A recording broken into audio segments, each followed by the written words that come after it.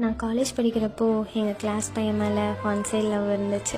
Register நோட்லேருந்து திட்டத்தனமாக number எடுத்து I'm waiting for யூன்னு மெசேஜை தட்டி விட ஹூ ஆர் யூன்னு அங்கேருந்து ரிப்ளை வந்துச்சு. அப்புறம் கொஞ்ச நாளில் காலேஜ் கல்ச்சுரல்ஸ் என் பக்கத்தில் உட்காந்துட்டு இருந்தான். அங்கேருந்து டெஸ்கில் ஐம் வெயிட்டிங் ஃபார் யூன்னு எழுதினேன். அதுக்கப்புறம் அவன் எனக்கு மெசேஜ் பண்ணான் ஃப்ரெண்ட்லியாக. அதுவே கொஞ்ச நாளில் லவ்வாக மாறிச்சு. லவ்வர்ஸ் டே அன்றைக்கி எனக்கு ப்ரப்போஸ் பண்ணணும்னு நினச்சான். ஆனால் நான் தூங்கிட்டேன்.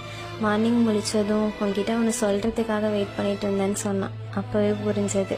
February 15 ப்ரப்போஸ் பண்ணான். காலேஜ் லீவ் டைமில் வீட்டுக்கு போகும்போது சேலம் டு கோவை அவன் கூட பஸ்ஸில் ட்ராவல் பண்ணதெல்லாம் மறக்கவே முடியாத மெமரிஸ். வீட்டில் ஃப்ரெண்ட்ஸ் கூட போகிறேன்னு போய் சொல்லிட்டு அவன் கூட வெளியே போனதெல்லாம் one of the best memories in my life. அவன் என்கிட்ட நிறைய கோவப்பட்டிருக்கான், ரொம்ப ஹர்ட் பண்ணியிருக்கான். ஆனாலும் எனக்கு அவனை மட்டும்தான் ரொம்ப பிடிக்கும். என்னை விட அதிகமாக அவனை நான் கேர் பண்ணிப்பேன். ஒர்க் ப்ரெஷர், இந்த ஹிந்து கிறிஸ்டியன்னு வீட்டில் கொடுத்த ப்ரெஷர்னால் ரொம்ப அவாய்ட் பண்ணியிருக்கான். இப்போ நாங்கள் அவ்வளோக்கும் பேசிக்கிறது இல்லை, பட் அந்த லவ் இன்னும் அப்படியே தான் இருக்குது. இப்போவும் I am waiting for you and I love you so much.